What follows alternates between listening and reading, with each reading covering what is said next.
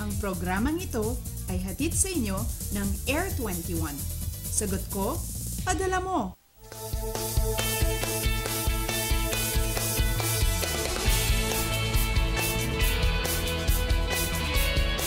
Magandang umaga, Pilipinas! It's the first Monday of the year, kaya naman back to school, back to work ang lahat.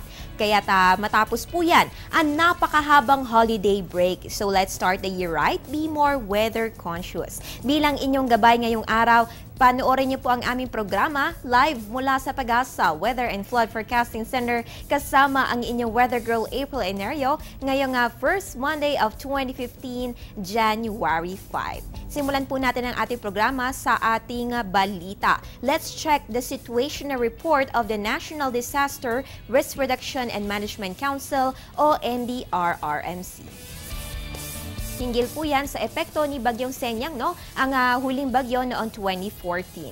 On December 28, naging bagyo ang low pressure area sa silangan ng Hinatuan, Surigao del Sur. Sa susunod na araw, lumakas ito sa tropical storm category.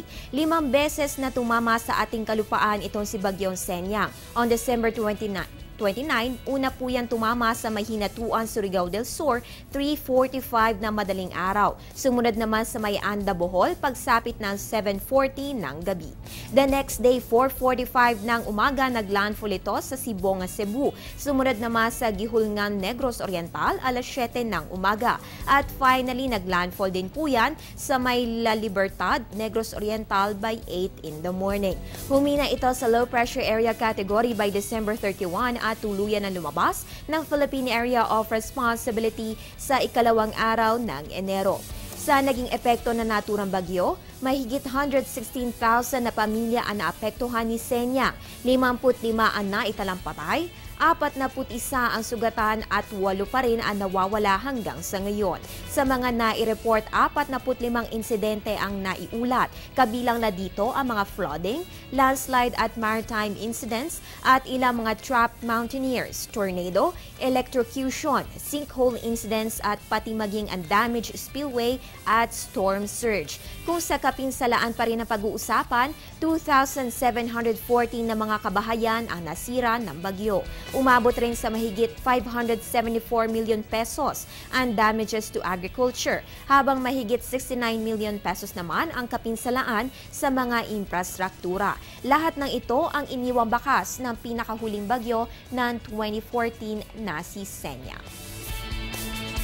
Samantala, dako naman tayo sa ating astronomical events. Sisikat po si Haring Araw mamaya, 6:22 na umaga at lulubog naman 5:40 ng hapon. Ang ating moonrise ay 5:50 ng gabi at ang moonset naman po natin ay 6:04 in the morning. Ang illumination po natin ay 100%. Ang ating current lunar phase ay ang full moon. Ibig sabihin fully illuminated ang buwan dahil sa direktang tama na sinag ng araw. At kapag full moon, inaasahan ang mas malakas na gravitational pull kaya nagdudulot ito ng higher variations sa ating tides. At dahil nabanggit po natin ang tides, narito ang tidal prediction along Manila Bay courtesy of NAMRIA. Ang high tide po natin ay 1.11 meter, 10:59 ng gabi, habang negative 0.21 meter naman ang nai-record na low tide, 5:42 ng umaga.